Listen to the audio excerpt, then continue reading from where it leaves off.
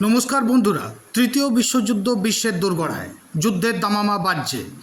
এবার ইসরায়েল শুক্রবার ভোর রাতে হামলা চালালো ইরানে। কিন্তু এই ঘটনার পেছনে কিছু ঐতিহাসিক প্রেক্ষাপট ও ঘটনাক্রম রয়েছে। কেন, কিভাবে, কী জন্য, এই সব প্রশ্নের উত্তর দেব এই ভিডিওতে।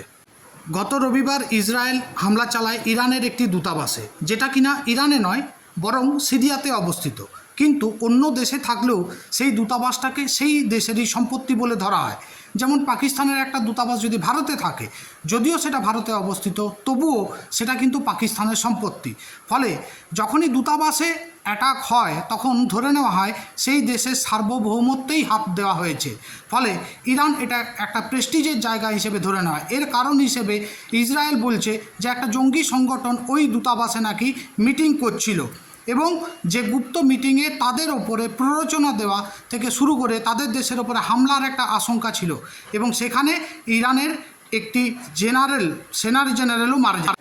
এর পরে ইরান রিটালিয়েট করে এবং ইসরায়েলে হামলা করে। প্রায় 300 ক্ষেপণাস্ত্র এবং ড্রোন মিলিয়ে প্রায় 300টির অ্যাটাক করে ইসরায়েলে। যদিও ইসরায়েলের দাবি এদের প্রায় অধিকাংশকে আয়রন ড্রোন দিয়ে, যেটা ব্রিটেন এবং আমেরিকার দেওয়া, সেটা দিয়ে নষ্ট করা গেছে।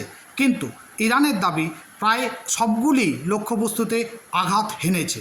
কিন্তু বিষয়টা এখানেই থেমে থাকেনি। এরপর বিভিন্ন পৃথিবীর দেশ তাদেরকে সংযত হতে বলেছিল, দুই দেশকেই পিছিয়ে যেতে বলেছিল এবং সঙ্গে সঙ্গে আমেরিকা বলেছে যে এই ঘটনার থেকে দুজনকেই পিছিয়ে আসতে হবে।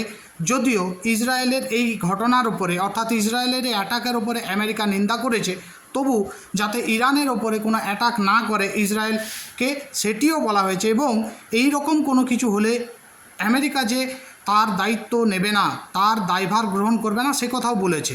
কিন্তু ঠিক সেই দিনই রাত্রিবেলায় ওয়ার জোন, অর্থাৎ তাদের ক্যাবিনেটে, ইসরায়েলের ক্যাবিনেটে ওয়ার ক্যাবিনেট একটি বৈঠক করে এবং সেই বৈঠকে মোটামুটি সব ক্যাবিনেটই কিন্তু রিটালিয়েট, অর্থাৎ ইরানে হামলার জন্য স্বীকৃতি দেয়। এবং এর ফলস্বরূপ বিভিন্ন দেশ থেকে আশঙ্কা করা হয় যে ইরানের যে পারমাণবিক ঘাঁটিগুলো আছে, অর্থাৎ যেখানে পরমাণু অস্ত্র তৈরি হয় বা পারমাণবিক শক্তি কেন্দ্র, সেইখানে অ্যাটাক করবে ইসরায়েল। এবং ঠিক হলেও তাই। ইরানি বার্তা সংস্থা ফার্সের প্রতিবেদনে বলাই হয়েছে ইরানের ইস্পাহান শহরের বিমানবন্দরে বিস্ফোরণের শব্দ শোনা গেছে। মার্কিন সম্প্রচার মাধ্যম CNN এর প্রতিবেদনে কিন্তু বলা হয়েছে ইরানের আকাশসীমায় বেশ কয়েকটা ফ্লাইট কিন্তু ঘুরিয়ে নেওয়া হয়েছে। ইন্টারন্যাশনাল অ্যাটমিক এনার্জি এজেন্সি আগেই কিন্তু এই আশঙ্কা প্রকাশ করে জানিয়েছিল যে ইরানের পরমাণু কেন্দ্রের উপর হামলা চালাতে পারে ইসরায়েল। ঠিক হলেও তাই। ইস্পাহান যে এলাকাতে বিস্ফোরণ ঘটানো হয়েছে সেখানেই রয়েছে নাতাঞ্জ সহ ইরানের কয়েকটা পরমাণু গবেষণা এবং ইউরেনিয়াম পরিশোধন কেন্দ্র। গত শনিবার ইসরায়েলের আকাশপথে 200টিরও বেশি কিন্তু ড্রোন এবং যে ক্ষেপণাস্ত্র হামলা চালিয়েছিল ইরান ফৌজ। যদিও ইসরায়েল তা প্রতিরোধ করতে সক্ষম হয়েছিল বলেই জানিয়েছে, কিন্তু এখানে ওয়ার ক্যাবিনেটের কথা মতোই এই ঘটনা ঘটেছে। এর পাশাপাশি মাথায় রাখতে হবে রাশিয়া এবং চীনের স্ট্যান্ড। রাশিয়া এবং চীন সরাসরি কিন্তু এই হামলার, অর্থাৎ ইরানের হামলার নিন্দা করেনি, বরং তারা উল্টে দাঁড়িয়েছে ইরানেরই সপক্ষে। এই ঘটনার থেকেই মধ্যপ্রাচ্যে যে অস্থিরতা তৈরি হয়েছে, সেই ঘটনা এবং সেই আগুন যদি ছড়াতে থাকে তাহলে সারা বিশ্বে কিন্তু তৃতীয় বিশ্বযুদ্ধ শুরু হবে এবং সেই সব শক্তিগুলো দুভাগ হয়ে লড়াই শুরু করবে। ফলে বিভিন্ন দেশ এবং রাষ্ট্রপুঞ্জ কিন্তু এই আশঙ্কা প্রকাশ করেছে এবং এই কারণে ইরানে এই মুহূর্তে তারা বিভিন্ন রকম দাবি তুলেছে এবং তার সঙ্গে সঙ্গে অনেক রকম নিষেধাজ্ঞা জারি করেছে।